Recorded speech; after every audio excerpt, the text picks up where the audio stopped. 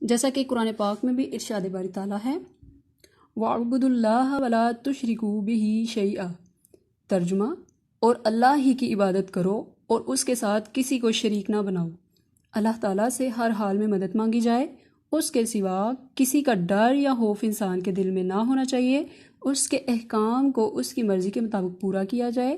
عقیدہ توحید کی وجہ سے مسلمان کے اندر جرت، بہادری، صبر، توکل اور یقین جیسی صفات پیدا ہوتی ہیں، یعنی کہ انسان کا اس بات پر مکمل یقین ہوتا ہے کہ اللہ تعالیٰ ایک ہے اور اس کے سوا کوئی عبادت کے لائق نہیں۔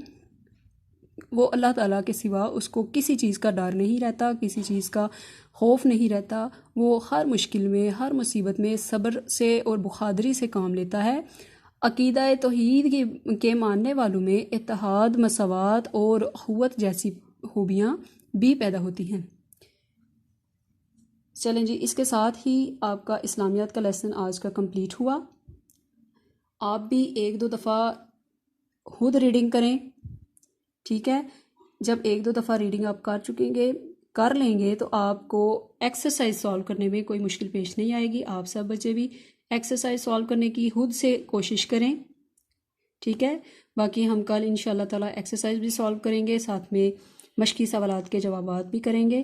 آپ کا کل نوٹ بک ورک کیا جائے گا، اس لیے اپنی نوٹ بکس بھی ریڈی رکھیے گا، ٹھیک ہے؟ تو آج کا کام آپ کا یاد کرنے والا یہی ہے کہ آپ ریڈنگ کریں، ایک دفعہ، دو دفعہ، تین دفعہ ریڈنگ کریں، مشکل الفاظ کو بار بار دہرائیں تاکہ آپ کی املا بھی ٹھیک ہو سکے۔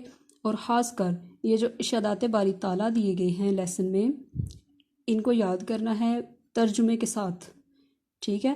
اور ان میں ایک لفظ کی بھی رد و بدل، چینجنگ وغیرہ نہیں ہونی چاہیے، جیسے ہیں ویسے کے ویسے ہی آپ نے اچھے سے یاد کرنا ہے، ٹھیک ہے؟ چلیں جی، بہت شکریہ، تھینک یو، اللہ حافظ۔